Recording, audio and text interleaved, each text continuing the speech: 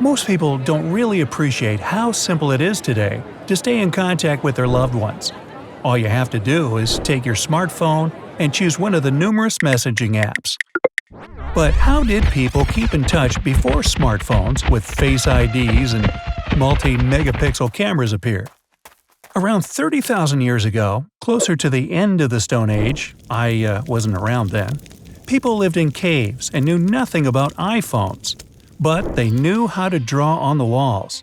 They created a system of symbols and left these rock paintings in caves to communicate with each other.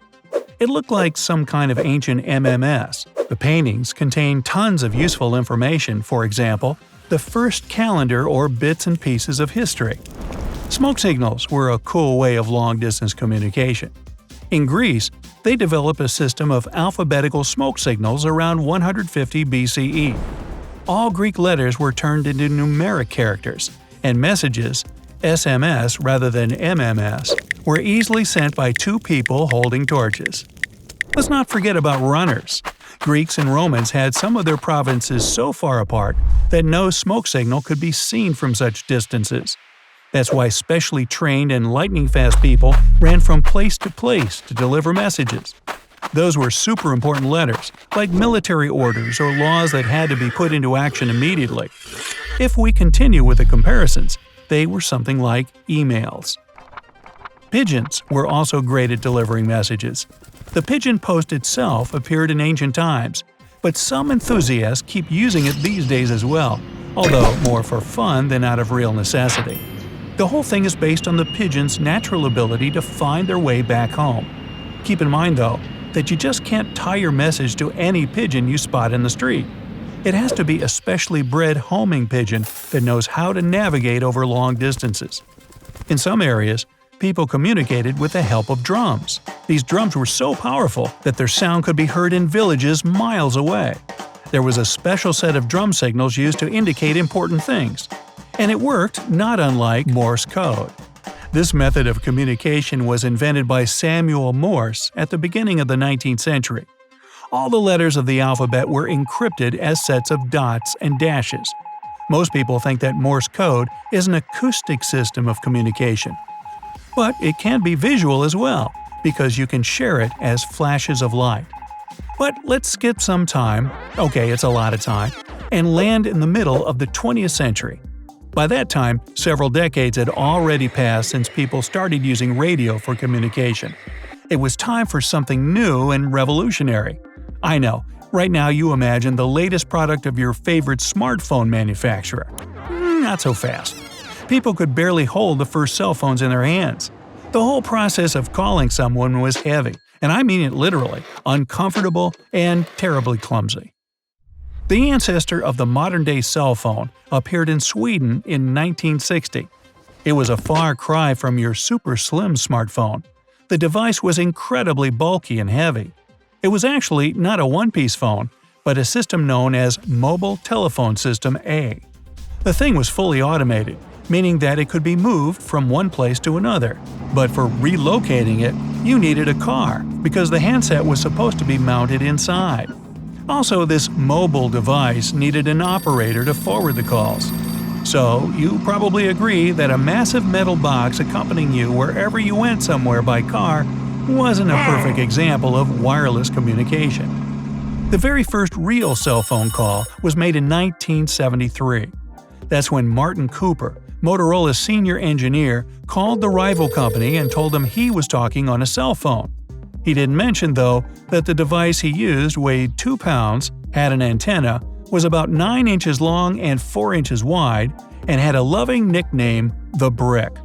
You could enjoy a 30 minutes long phone call and then had to charge the device for another 10 hours. The next model was released only 10 years later, in 1983. It was the first commercial cell phone.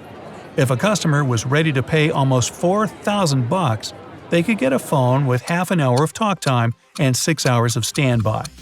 The device could also store up to 30 phone numbers. Woo! Unfortunately, even at such an exorbitant price, the phone's performance wasn't great.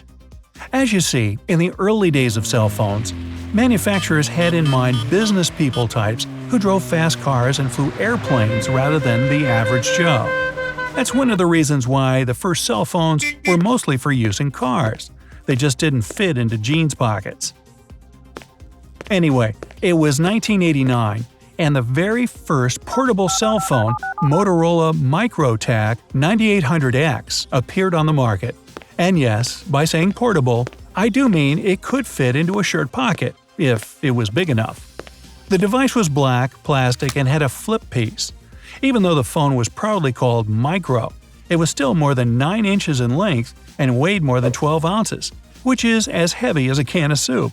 Probably too heavy for a shirt pocket. A super important breakthrough happened in 1992. The first ever text message was sent. It read, "Happy Christmas." The year was 1984, and the first smartphone saw the light of day. Wait, when I say smartphone, it's not the same thing you have in mind. The phone, which was called IBM Simon Personal Communicator, was more like a planner than a cell phone. Those who spent $900 to buy this gadget could create their contact and task lists and make calls. That's all Simon could handle, plus its battery lasted for only an hour. Still, customers bought more than 50,000 units. Step by step, cell phones started to become slimmer and acquired new functions. They were also getting more affordable. Plus, in 1995, people saw the first splash of color. Siemens S10 offered its users the whole of 4 colors. After that, the smartphone development process started to gain speed. The end of the 90s, and the luckiest phone users could marvel at the internet and email on their devices. In 1997, the iconic Snake was launched on Nokia 6110. This event became the start of mobile gaming. By the way, if you've ever lost track of time playing the Snake, let me know in the comments below. Let's see how many we are. In November 2000, the era of selfie obsession officially started. Or maybe it started sometime later. Because when the world's first cell phone with a completely integrated camera appeared, people knew nothing about selfies yet. The device was called JSH04 and was launched by the Sharp company. The phone had a 110,000 pixel built-in camera and a 256-color display. Its weight was less than 3 ounces, just a bit more than a tennis ball, and it was 5 inches long, way lighter and almost twice smaller than the first cell phones. The phone was available only in Japan. The Western world got interested in camera phones only 2 years later. By 2007, first smartphones with touchscreens appeared on the market. By 2011, these gadgets had already become a crucial part of our lives. 4G, voice recognition, health and fitness apps, and tons of other cool features made smartphones irreplaceable for most people. But modern gadgets are mind-blowingly different from the very first cell phones. The slimmest smartphones today are less than 1/5 of an inch thick. Their displays are no thicker than a strand of spaghetti. Even though they're so skinny, these gadgets are packed with useful and entertaining apps. Smartphones also have become much lighter. The lightest devices weigh about 3 ounces. It's less than a deck of cards. Their size has decreased quite dramatically as well. These days, you can fit the smallest smartphones in any pocket you choose, because they're no bigger than 4.5 inches. At the same time, not everyone wants to have their smartphone as small as possible.